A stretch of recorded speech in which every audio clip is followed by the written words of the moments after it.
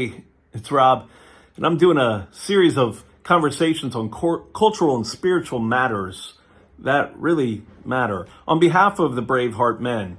The BraveHeart Men are a collection, a community of men who offer coaching and content to help encourage all men to be the men they were intended to be. Today's conversation is one about difference, the kind of differences that we can't really afford to be indifferent about. I've invited my friend Nick and my son Logan along for the journey on this one, and we have a very open and candid conversation. We've entitled it Religious Intolerance and Male Fragility, so you're going to want to take a listen. You're going to notice first I've gotten a haircut since we filmed it. That's a sidebar. And secondly, we're going to begin with a check-in. We start the video with a check-in. We like to check in Braveheart community to be fully present and fully aware of how we're showing up, both head, hearts, physical, spiritual, emotional things all checked in so that we can be fully authentic. So I want to give us all three a minute to just sort of take an internal survey and just sort of check what we're feeling inside of ourselves, where we're feeling stress or emotion. Take some deep breaths. So go ahead and do that now. Maybe try to slow your pulse a little bit. Try to do an examination. Not only your mind, but your heart and your toes and your knees and your buttocks and your just where do you carry stress usually? Are you feeling any? What do you think it's motivated by?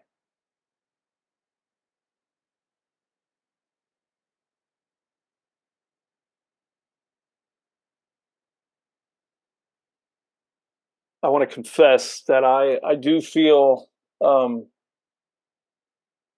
I have a disease called multiple sclerosis, and today is not a great day. It's not a particularly terrible day for me, but I don't feel awesome, and so I'm feeling a little, if I'm being honest, probably a little fear that I maybe can't show up as well as I'd like to, but also, and wherever I feel fear, I tend to feel shame, which sucks. I'm trying to really work that out. I know that's not healthy, but it's there. Um, but somehow in my makeup, I feel like I have to be ashamed that I feel fearful, and so that's a little bit of where I'm recognizing some tension within me. If you guys have anything you'd like to put forward. Sure, I'll jump right in. Definitely showing up tender and a little bit of fear. The situation I'm in right now is we're about 3 weeks away from having our baby girl, Oh and man, part of that, congratulations my on wife that. is ending her time with her job, and so been fighting actually quite a bit of fear lately as far as what that looks like for supplementing her Mm, income and what that means as a provider or trusting God as provider and my relationship to that. And, you'd even mentioned a little bit of shame tied with the fear. Part of that is like, I'm asking myself the question, does that mean I'm not partnering with, solid faith if I have the fear coming up, or, I'm not trusting to the degree that I should be. And so then it starts this kind of like, inward, you know, microscope I put on myself of what does that mean for how I'm showing up, or what does that mean as far as like because I'm not unshakable, or all those different things. So mm. definitely tender, definitely like feeling some of that weight of fear and what that looks like, and then my role in it. Yeah, yeah. Yeah, it's funny. I was meeting with a couple of worship leaders recently. Something you just said made me think of this, and I was talking about could we just be a little more honest from the platform sometimes? Like we sing songs like "We Will Not Be Shaken." Can we just admit that's a lie? You know what I mean? Can we just say that we're aspiring to that, and we believe that we have potential moments of that when we are firmly rooted in our faith, and we're singing it to become more true, but it's not true. And we sound, I just said always like things like that. We sound so, it's a bit of arrogance almost of like, yeah, we'll not be shaken. It's like, really? I was shaken on the way here, like sometimes. But thank you for that, Nick. Anything for you, Logan? Check in on? Yeah, just a bit stressed.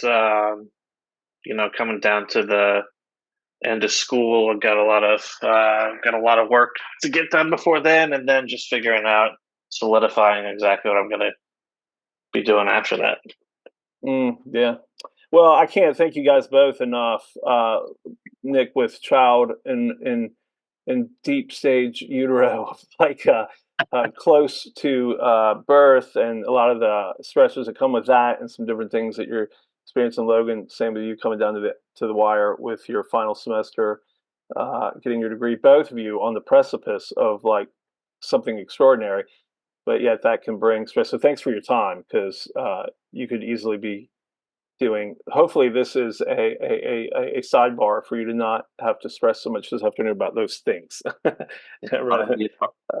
But thanks to each of you. I'm grateful, and I'm sorry that my good friend Deeplum could not join us today.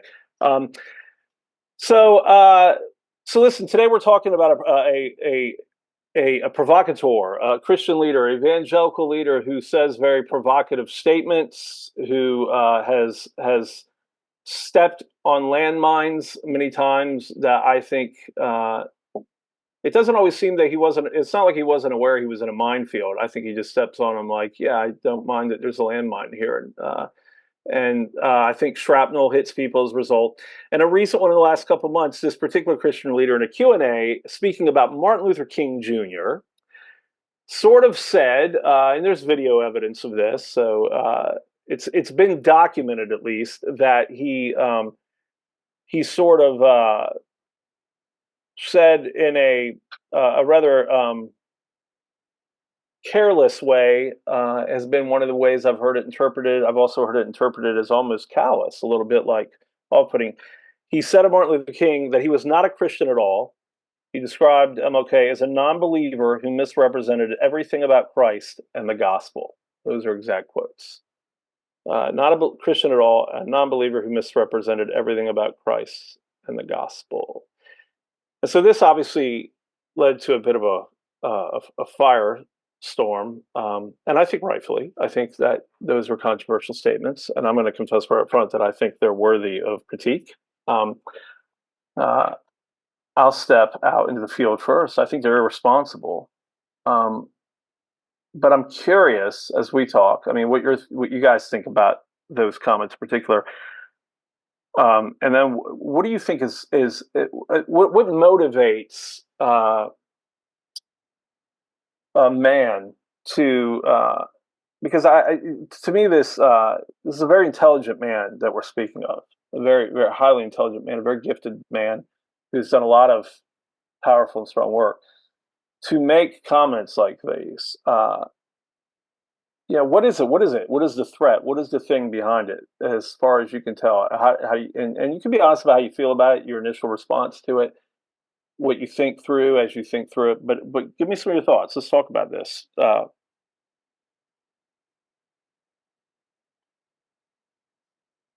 remember my first reaction to it. I don't remember if you have the actual question that was asked of him, because I don't remember exactly what it was. But I remember that it felt like his answer when he started talking about Martin Luther King really did not have much to do with the question that was being asked, and that was one of the strangest parts of it for me. Is he just sort of randomly started denigrating the character of someone. Yeah, it's a good point. The question was more to do with something coming from a Christian organization that he would go on to describe as woke. Mm-hmm. Yeah, and then he sidebarred with a quick story about honoring a particular, in this case, and I think this does matter in this case, a white pastor who dedicated his life to service, that was highly regarded by this man, this leader, and he espoused some very wonderful things to say about it, and then sidebarred into. But then a year later, I think it was maybe I want to get this right. It was the Gospel Coalition, TGC, and he called him woke for honoring Dr. King and its MLK 50 conference in 2018. And he said, like, a year later, we do this for MLK, and that's when he literally says the quote, "Who was not a believer at all." Yeah, that's where he immediately goes there. A non-believer who misrepresented everything about Christ and the gospel, and that is a hell of an indictment. Misrepresented everything about Christ. Like, wow. Yeah. So Nick, what are your thoughts on when, what is kind of a visceral response and then a thoughtful one all at once? Well, the first thing is that's the first time I've heard that voice or that opinion to begin with off the bat. I think where and I see this maybe more now than ever, even within Christian culture, is it has a tendency to be cannibalistic. But even more than that, to take a position, well, one, it's assumption of heart or heart posture or intentionality, because my only understanding of Martin Luther King Jr. was he was about unity. So if you say nothing about him represented Jesus, I already disagree based off of what I felt like his intention was and his message was. He was certainly about justice, and that he was about the oppressed, which I would argue Jesus' declaration of why he was here. MLK lines up, in that ballpark. Yeah, for sure. It's called something woke that actually is a message, if it is genuine, and I have no indication to believe it otherwise, was about unity, was about justice, were about, idealistic things, moral things. Like, I don't understand how that would be against Jesus or anti-Jesus. Yeah. I really, it's easy to understand, to me, very easy to understand why at the end of that equal sign for any person of color that would equal systemic racism in thought, because I think some of the things I thought. I mean, obviously, viscerally, it makes me angry. It makes me sad. It makes me very disappointed that we continue in a lot of very very high voices that have a very large reach continue to be, I think, careless in their communication. Saddens me deeply. This is there is evidence, as I understand MLK. I've read a lot of MLK. I've read a lot of his books. I think that culturally, especially in white culture needs to accept some responsibility that we have sort of taken Martin Luther King and honored him on the things that he says that sound like they could be more white sometimes, and then some of the things that he said from an oppressed position are a little more off-putting. But that's, I don't know if that's behind this conversation. What I do know is that Martin Luther King, at some point in his history, my understanding is when he was about 23 years old and he was in seminary, he did write a paper, and he had some questions about the evidence for the resurrection, which has been cited many times as he was, in this case, probably one of the motives. I've heard it from other people who have taken this position that he was not a believer. The interesting thing about that, many theologians throughout history, and there's a very good article in Christianity Today on this about some of the things like this. There's been many white theologians or pastors who have questioned or had doubts about the veracity of Christianity and the resurrection and that sort of thing, including Cooper and even Bonhoeffer, and C.S. Lewis went through a stage of atheism, and yet that is not the end of the script on their theological outlook, and they're never. I've never heard one of them questioned as being a non-believer, and the evidence would show the same to be true. I think of MLK's life, which is that wasn't the end, and I don't know anyone who doesn't realize that he was a Christian minister, and even where he taught, in the Baptist church and that sort of thing. And so it feels like there's a motivation there that's out of touch for sure. And I think that's when it gets interesting. And I want to hear your thoughts, but quick before I go there. But when it seems out of touch, then what happens culturally, and even both within Christian culture and the culture, when someone seems like they're out of touch? What tends to happen? I think two things. Either you have a group that's vehemently agreeing with it, or the other side, which is just becoming more offended or grotesque or hurt by it. Mm-hmm. Yeah. Any thoughts on that, Logan? What do you see when people, because we have a lot of these issues culturally where someone seems like, well, you're out of touch with the mainstream of where thought is going. What tends to happen? Oh well, I think that for conservative Christians, especially, they tend to double down on that and move even further away. That was the historic trend of the 20th century, as from the late 19th century, when you had intellectualism that was rising, that was moving away from Christianity. Christians made a concerted effort to then become less intellectual, which is not intelligent. I don't think is very honoring to Jesus. It tells us, to love with all our hearts and all our minds. Yeah, be as shrewd as snakes, as innocent as doves. Comes to mind. I also think it's interesting because Christian thought was regarded one of the higher levels of thought for many centuries. It's interesting when Christians forego that. It's also interesting to me when it seems to me in our current cultural context that when someone is out of touch, they're going to get things lobbed at them. And in this case, I think there's very fair critique of these comments. I do think they're racially biased. They are very much, and I want to condemn them on that ground. I want to be clear from my position that every tribe, every tongue, and every nation means every tribe, every tongue, and every nation. That God enjoys the rich veracity of, the rich, not veracity, the rich tapestry of both color and culture and difference and all things, and that's what makes the world amazing and beautiful. And there is no, I want to be unequivocal in saying this, there is no evidence scripturally or anywhere else that any particular race or being is superior to another in any inherent way whatsoever.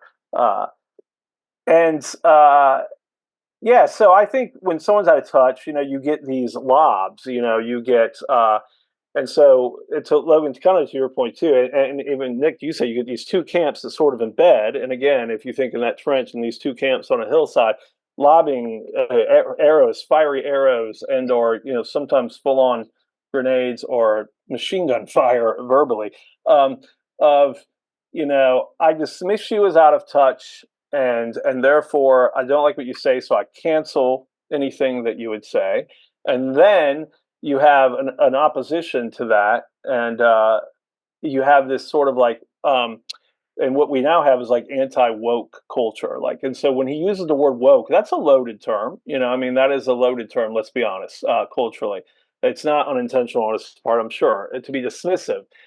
And what I want to ask in terms of this, and again, I come from a very much an 1 Corinthians 5:9-13 mindset when Paul says, when I tell you this, I don't mean the world. You would have to leave the world to void this, and it's not your place to judge the world. That's God's.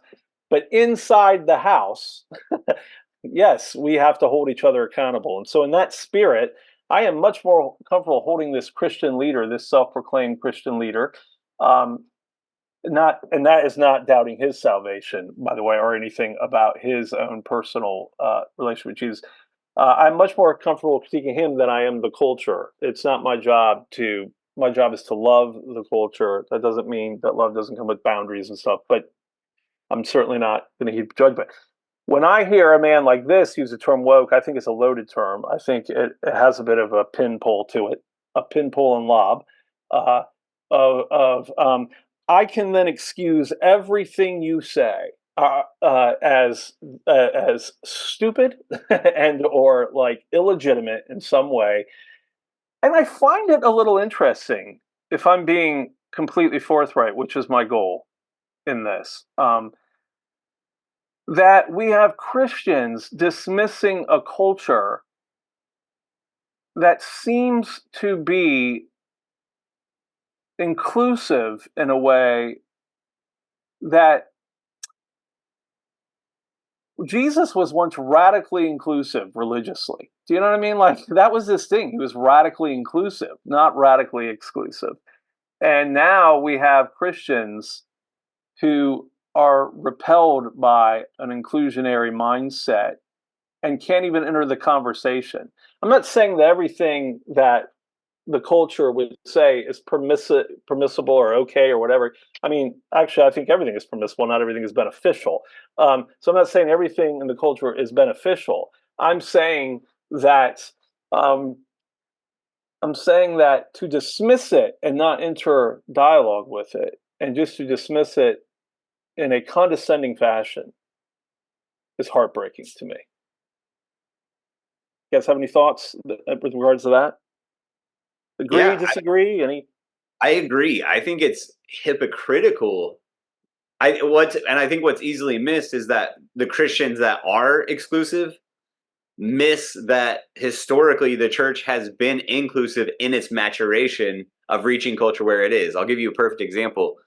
John Wesley, leader of the Methodist denomination, he would go into bars and take bar ditties and put gospel lyrics to them, and those are eventually what became known as hymns. The very things, maybe the millennials or Gen Zs are moving away from, or even when the idea of God forbid electric guitars and drums come into the church, how much the church was like, oh my gosh, what are you doing? We can't leave the hymns. I'm like, do you understand how those got there? Yeah, John the Wesley said, I'm origins. using the music of the day because that's the music people know, and that's what I'm going to use to reach them. And so the hypocrisy of all of it is like, historically, the maturation of the church has used culture to meet them where they are in order to grow and to present who Jesus is. So the fact that we're still hundreds of years later still having the conversation is hilarious. Yeah, hilarious in a more peculiar way, not necessarily a funny Yeah. way. Yeah. Um, but yeah, and we can't, I mean, we're not going to be able to solve the riddles here. And that's not the point of this. It's really to discuss a little bit of like what goes on behind, why do we hide behind some of these things? What is it that makes it easiest for us as men to want to hide behind um, not having to because it's interesting you bring up something that's very interesting. We'll talk a little more about as we go into this particular Christian leader. This was not new ground for him to be in hot water. He was in hot water recently about his comments about women teaching and some of the things that he said that were highly offensive to large camps of people, many women that are seen as very uh, not only in the cultural view off-putting, but even within the church. There's a lot of division here, and we can talk more about that. We just, it's hard to unpack everything.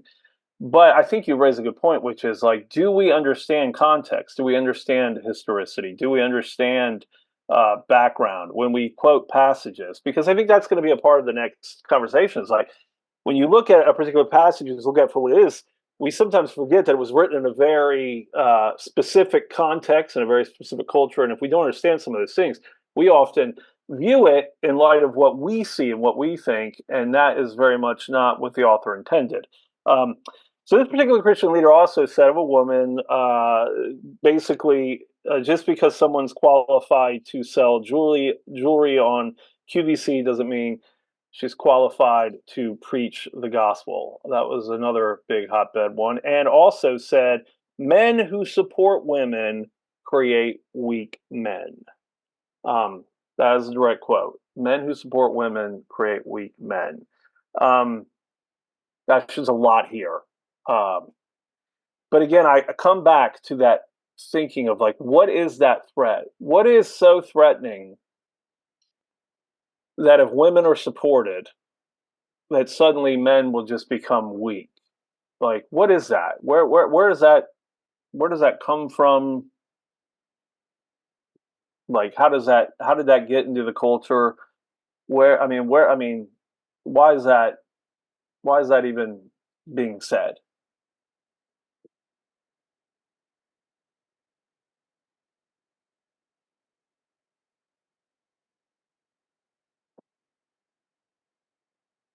Well, I think it has to come up from a place of fragile masculinity.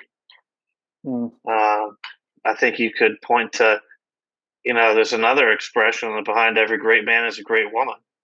Yeah. And so if men are supporting women, we're making great women, and they're helping to make great men. So, there's no reason to think that there shouldn't be a balance there. Yeah, it's an interesting quote too, because I immediately think behind there. I would say it's easy in a sort of patriarchal sense to see behind every man is a great woman, because the woman is there to be his submissive little helper.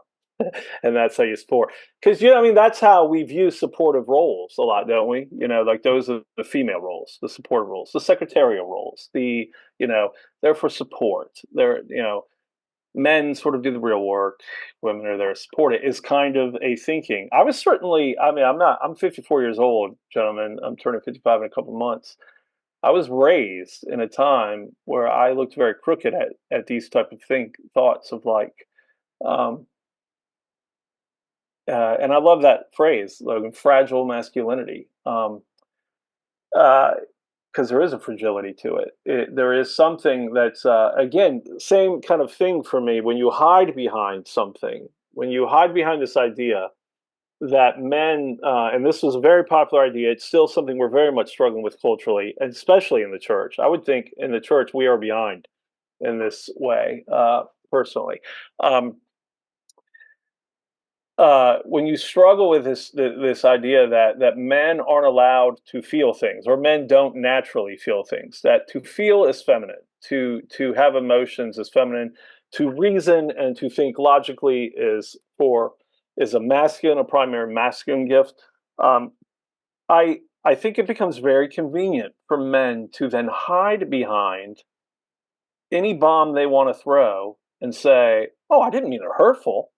I was just simply saying the truth." And men think in terms of truth and reason, uh, and think of the feminine as fragile.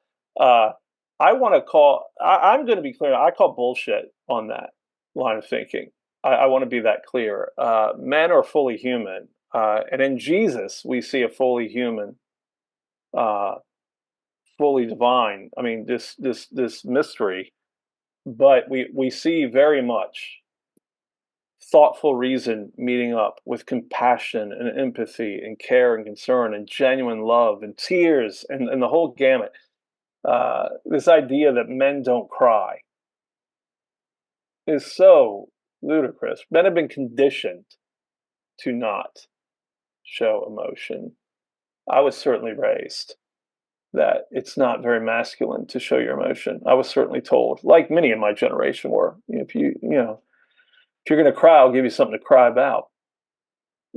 Like, gee, thanks. That's this feels like an open space, you know.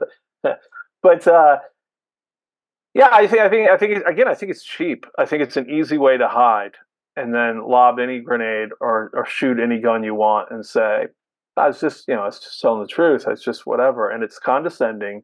The comments are condescending, and it does come from a fragile place. Nick, give me some of your thoughts.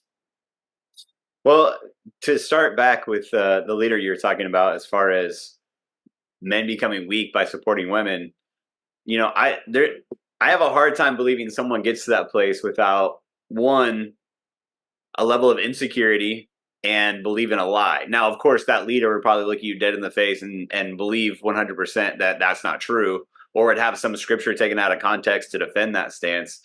But I just can't. Can't answer the question because I don't even have that mindset or that belief to be able to like resolutely say, oh, this is where this person was coming from. But it's hard not to think that there isn't a level of insecurity and a lie believed for someone to get to that place to hold that theological stance. One. But as far as emotions as a man, I think some of the hardest things I've had to walk out have come from the place, just like you, where I was raised that vulnerability is weakness. And I can say without the shadow of a doubt, the greatest strides I've made as a man in this life have been able to come where I've been able to be connected head and heart, where I'm fully present, and that includes my emotions.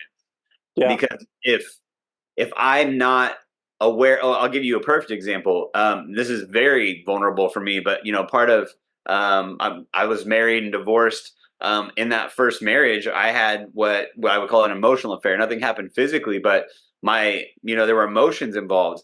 And part of what I had to walk through in counseling to figure out what was going on was I was what the counselor would say, disconnected head and heart, so that I wasn't even fully present in what was going on in both fronts. It was like I could feel these emotions, but it was void of what was going on in reality. And even in ministry, I've seen so much of a difference in being able to be connected head and heart, and what that looks like to live out of a vulnerable place where I actually know what's going on in my heart, where I know I have a reminder that goes off once a week. How's your heart today? So that I know what's coming up, so that I can also get needs met in a healthy way, so that I can also proactively communicate that if I'm not getting my needs met, and so that my spouse is in tune with what I need or what's going on in me. But none of those things happen without dealing with the dysfunction or the consequences of being disconnected head and heart, and recognizing what's necessary in those two things together, so that I can actually live a more healthy life in every aspect. Yeah, thanks for going there, Nick. I appreciate that. I've been Yep. through a bit of my own crucible, as it were, with my disease that very much causes deep mental affliction and depression and that sort of thing. And I've been through life-changing therapy over the past couple of years that has really, and honestly, it saved my life in a lot of ways, and I mean that quite literally. As I was on the brink of wanting to take my own life for a spell. And one of the things that we very much learn is, wisdom comes from both the place of emotion and reason. To avoid one is to lose all ability to understand wisdom. That it cannot be, wisdom is not in the realm of reason. It's not in the realm of emotion alone. It's in the combination of the two. And so if you shut down a complete aspect of humanity, it's going to become very dangerous inherently, because and I would say to that point, some of these comments, I think, could fairly be critiqued by this particular Christian leader as repugnant, abhorrent, whatever. I've heard a lot of them, but at the very least, I think most people would agree they're not wise. They lack wisdom, because there is an avoidance of, in particular, there's other very condescending comments that I won't even read. There's just no need. There is a particular passage. This particular Christian leader went on to give a message in a church and did in fact double down, to use Logan, to use your words, not to bring more clarity, doubled down, and he used a passage that's famous out of 1 Corinthians 14, 34, 35 that I will read now. It says, women should remain silent in the churches. They are not allowed to speak, but must be in submission, as the law says. If they want to inquire about something, they should ask their own husbands at home, for it is disgraceful for a woman to speak in the church. With a sort of noted quotation in this section, it should be noted.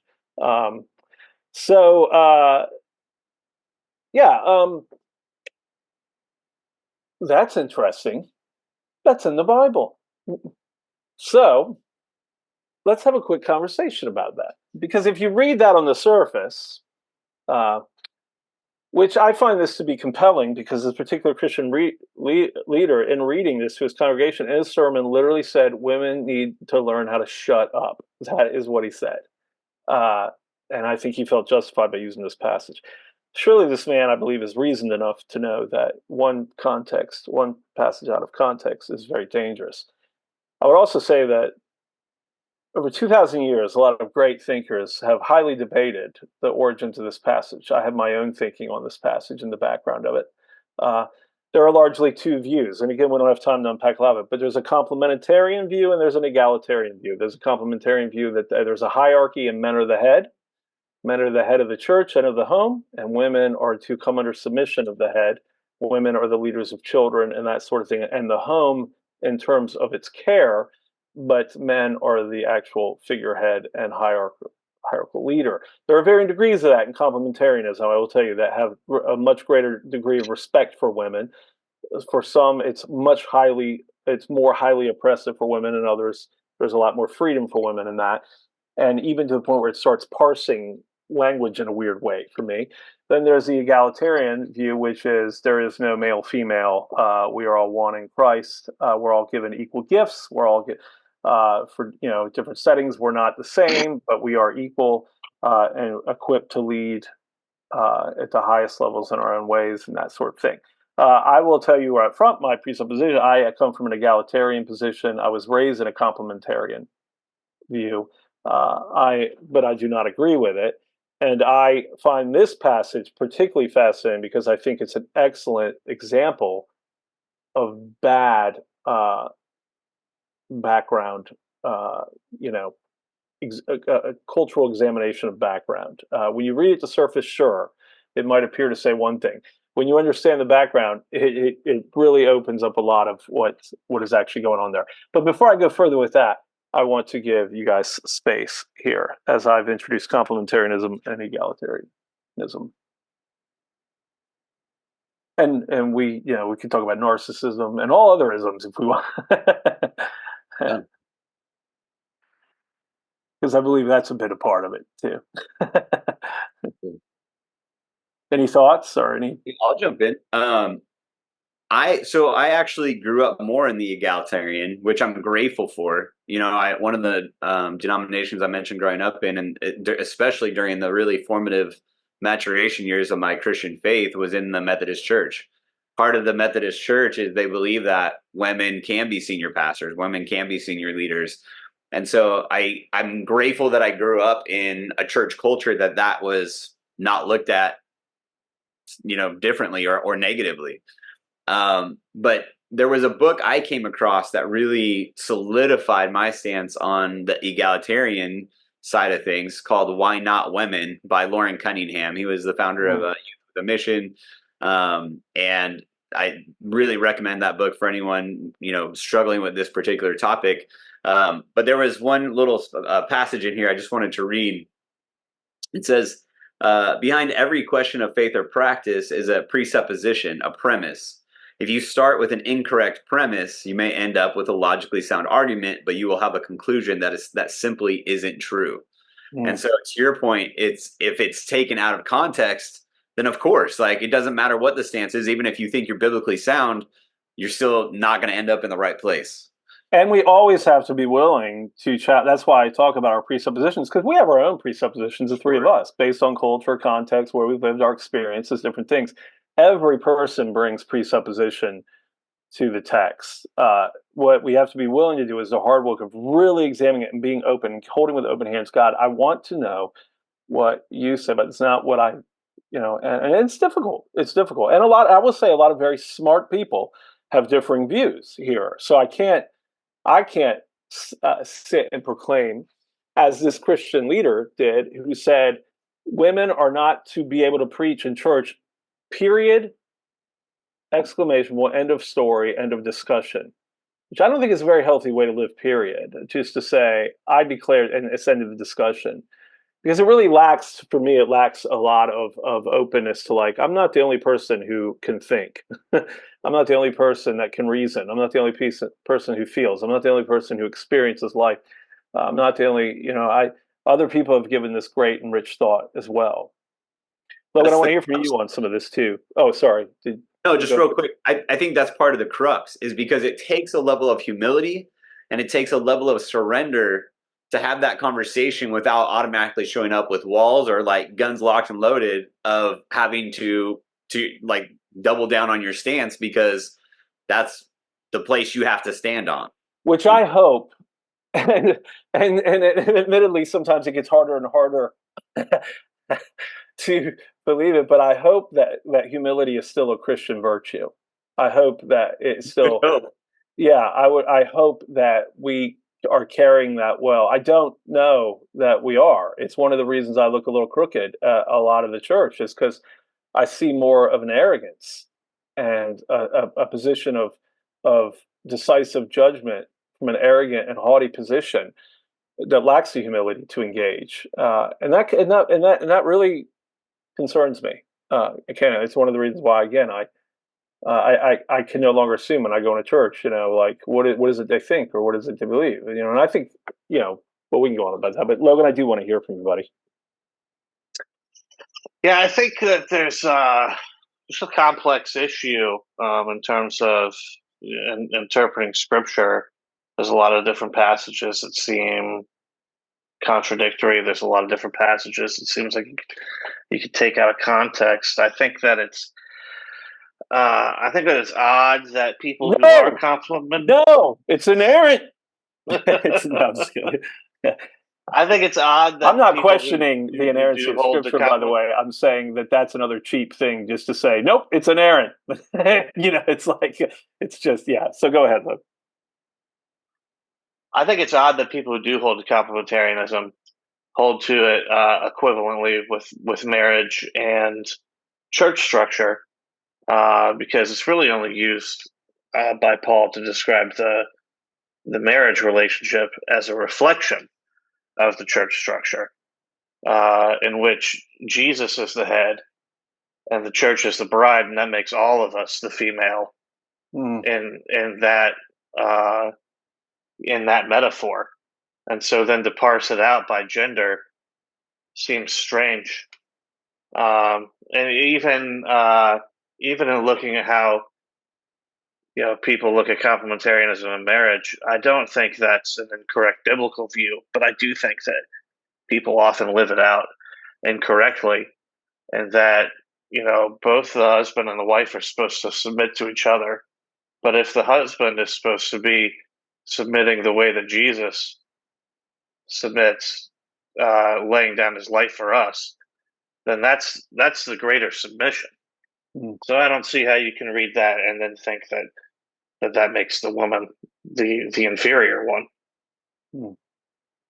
Yeah, it's not been my experience here in church. I'm married to a highly capable woman. I've raised a daughter who's just highly capable, very intelligent, very teaches me. They both teach me things. It's certainly not, it would be so foreign to me to ever look at my bride or my daughter and say, you don't have that authority over me. You don't have a they have every bit. I look across at them. I don't look down upon them. And there's scores of other women, and I do believe that there has been a patriarchal abuse that the church has participated in culturally, and men have to take responsibility for that, an abuse of power, inherent power. This particular passage is interesting to me, and this is why I love it, because Paul says women should not remain silent in churches. They are not to speak, but must be in submission, as the law says. So there is where we know there's a quote. He says, as the law says. Now, usually when a New Testament writer says, as the law says, he's quoting something from the Old Testament. There is no place in the Old Testament where it says women should remain silent. They are not allowed to speak, but must remain in submission. So Paul is not quoting Scripture. He's quoting some other law. So I believe it makes total sense here to go, well, I need to understand what that law is. There are two mainline thoughts in historicity here of background. There's the Lex Oppia, which was a Roman law that greatly restricted women's freedoms, most exclusively with terms of them showing their wealth, what they could wear, that sort of thing, jewelry, restrictions of jewelry, that sort of thing. And this was a Roman law, I think, about 150 BC. So some people would argue, and I think effectively, that by the time this is written to the Corinthian church, that law was not mainline in the books. But I think the counter to that is, well, laws have effect for a lot longer. Then there's the oral tradition law of Judaism in the Hebrews, that there was a lot of oral law that had been added to the law of the Scripture, and we see that even in the biblical sense of, well, what about this? You can't do this. You can't do that. You're not allowed to do this on the Sabbath. You're not allowed to do that on the Sabbath. Different things that become oral tradition, and so when Paul says this law, whether he's referring to the Lex Oppia or whatever, but there is something very interesting for me, and this is where I believe this is my position. There was Cato, or Cato, however you pronounce that name, who is known as Cato the Censor, Cato the Wise, or Cato the Elder, uh, was a Roman soldier, senator, and historian from this time when Paul writes these words. He was very much against the repeal of the law of Lex Oppia, and he is quoted as saying this, and where does this sound familiar? I walked through a band of women. I should have said, what kind of behavior is this? Running around in public, blocking streets, and speaking to other women's husbands? Could you not have asked your own husbands the same thing at home? Sounds a little familiar. Like, so I think, again, you have these places in Scripture where, and if you read it in that text, that Paul is quoting something that's been brought, which he does at least five other times, I think, maybe more, in the book of Corinthians. So this is not an uncommon pattern for doing Corinthians, to bring something up that's being bantied about and then refute it. The passage reads very differently. What he's actually saying, I believe, is it's said, you've heard it said, women should remain silent, all this. I say, oh, so you were the ones that the word of God originated with, men? Like, and you're the only ones it's reached? I mean, if you read the passage, it's pretty clear. And he's saying, and he's given women permission to prophesy, another spot in chapter 11, and different things, speak boldly in church. He wouldn't contradict himself. Paul was no fool. He was a highly educated, very intelligent man. So if you take this at literal word that they're not allowed to speak in church, you're assuming that Paul's a moron who contradicts himself 5 chapters after giving instruction for prophecy in the church to both men and women. So there's a lot here. And that's exactly what I just want to get at. So I hope people will take from this. I hope men and women alike who listen to this will be very careful with how you hold Scripture a lot, and do your homework and really understand context. But men in particular, what I want to say is, we cannot continue to hide behind things that are convenient for us. Please, there is no threat. Women are beautifully, fearfully, wonderfully made creatures, image bearers of God. I believe the book of Genesis is very clear in the creation account. Let us make them in our image, male and female. You do not have the image of God without male, female. Like, there is no room for this oppression. I don't understand the threat. I really don't. I mean, I do. You understand what I mean when I say that. I understand where it comes from. I don't understand why it continues to exist. I think we should be willing to confront this and say, and I hope men will lead in a different way. I'm grateful for the two of you. I know we don't have an opposing view on here, and I'm sure, and I know there is an opposing view. It will probably show up in the comment feed should we post this. But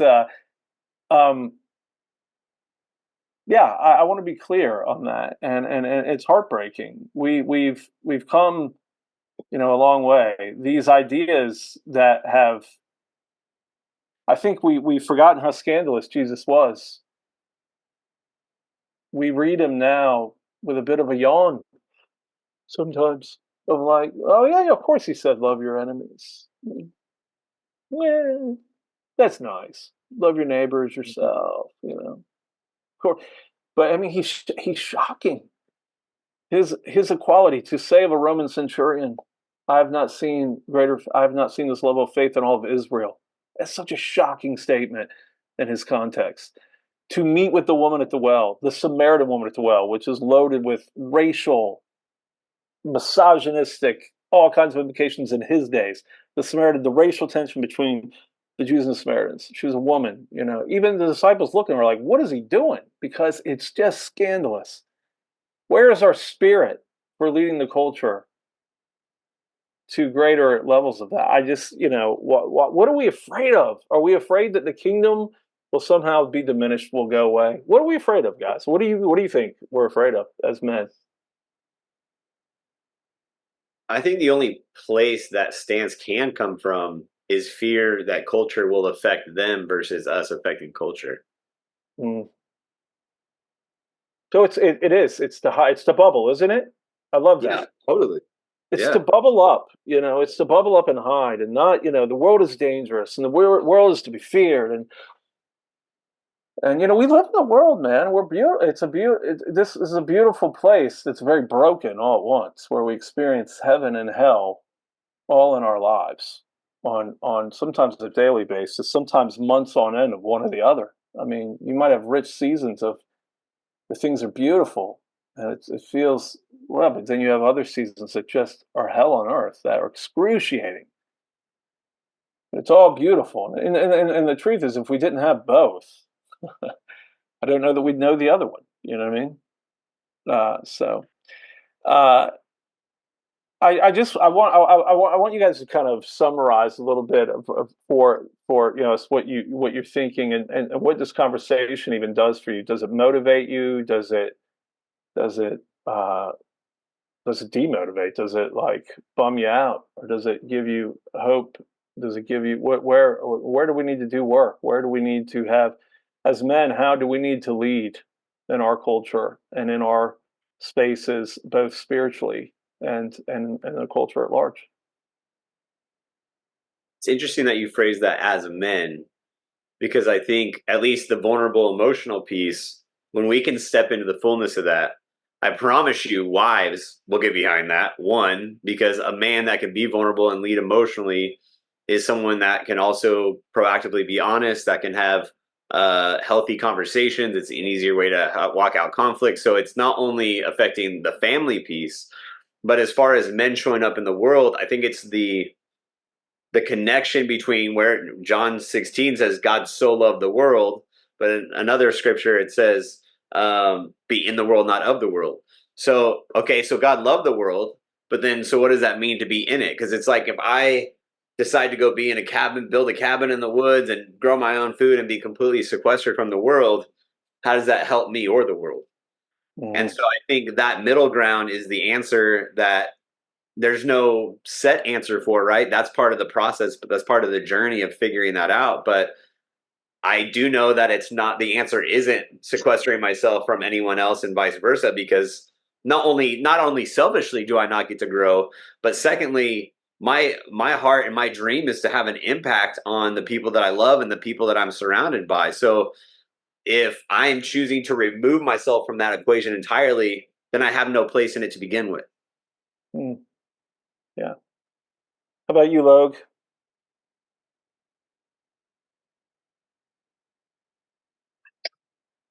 Yeah, I agree with a lot of what Nick said. I kind of find some of this discussion to be a bit demotivating, a bit disappointing that we have to, be talking about this, especially since I know, especially on the second issue, how much minority view I think we represent um, for that issue in the church, um, and so it saddens me, um, and I'm not necessarily sure exactly of how we can fix it moving forward, aside from speaking out against it. Yeah. Well, I want to be. Yeah. I mean, want to use our voice for sure. Want to use, but I mean, hopefully, man, I hope we want to use our example. I hope that I want to be the type of man that's not only.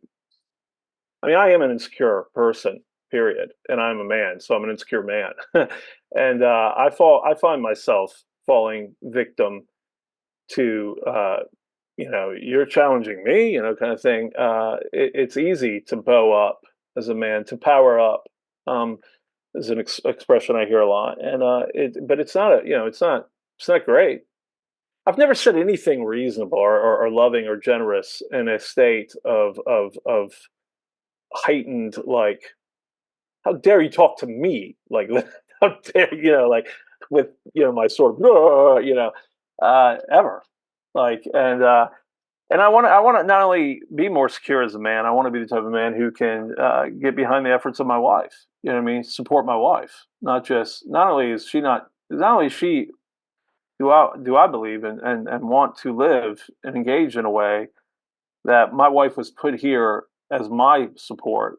Uh, I want to believe that we were put here for one another, to support one another, and that I'm here to support her too. And there's just a richness that happens when people come to the table together, to support. You know, in any given room you're in, if we come to support the needs of another, potentially everybody could be supported. But if we come thinking that the room is there to support us, then immediately not everyone's going to get supported. Do you know what I mean? And so, this is again hardly exhaustive. We are on the surface of a deep iceberg here in this conversation, and I'm sure there'll be more. But I want to thank you guys, and I want to be mindful of time. And but I know there's a lot more conversation to be had here. I hope that this does turn into greater conversation. I hope that there is rich dialogue and comments. I hope that we can come back and entertain ideas. I hope there can be an espousing. There might even be, a follow-up video to this one, because there's just so much more rich territory to explore. Just with time restrictions and attention spans waning culturally. You don't want to sit here for hours. I mean, there was a time probably when we could done a 10-hour video on this. But those are not these days. I just want to thank you guys a lot. I want to be thoughtful of our culture. I hope we lead by example. I hope that BraveHeart is a community of men. I hope that we'll take this seriously, not immediately reject any thought or concern, but entertain it, bring it in, and do the struggle of managing the tension, and then go forward from there. I'm thankful to know that the world has men like you, Nick, and men like you, Logan, and I know there are others. Sometimes it's easy to forget, but they exist. I thank you for your thoughtfulness in this discussion. I want to give you a chance to just say any last words, and then we'll sign off. My last words would be, and I agree, I would love to have further conversation. I don't know when agreement became the end all be all of having conversation or understanding people, because that made it those chasms where people are always out against each other. Like, why do we have to be in agreement to have a heart posture that chooses to understand, rather than if there's any piece you disagree with, now we have to become enemies? Yeah, that's good. I think that's the biggest lie that in Western culture we believed, and we can see what it's doing to us. So that would be my last piece, but honored to be in this space. So thanks, Rob. Yeah, when you say that, I think of that. I mean, we're a very black and white culture. It's right or it's wrong. Grays are forsaken, and that's dangerous. That works when you're a child. It gets very complex. Like, it's very complex when you hold everything moral in that way. Because you void wisdom. Wisdom lives in the grays, no question. So yeah, Logan, how about you, buddy? Yeah, I think it's a really good point. I don't think I have anything better to add than that, but thank you for putting this together. Well, I hope you enjoyed that conversation. I know I certainly enjoyed being a part of it. I think it's an important one that we all need to be having. You need to have, we need to have. I think we uncovered some pearls there that perhaps, and I believe, yes, this is true, that we're not being weak as men in supporting women or people of color or people who don't look and act the way we do culturally. But in fact, we are usually being quite fragile when we don't engage in those conversations and support people who aren't like us. And so I think the question we have to leave ourselves is this: what if sometimes we men think we are standing on religious righteous ground when in fact we are simply hiding from our very own fragility, in our shadow, not in our healthy and full identity? Until next time, thanks for listening.